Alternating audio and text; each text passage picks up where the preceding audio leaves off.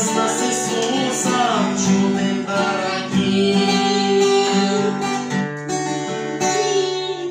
Маму с папой будем слушаться всегда, это не забудем, дети, никогда.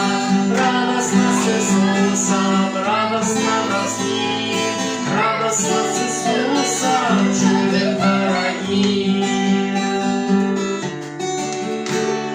Чтоб не обижаться и не обижать, нужно нам стараться Богу подражать. Радостно с Иисусом, радостно нам с Ним, радостно с Иисусом чудным дорогим.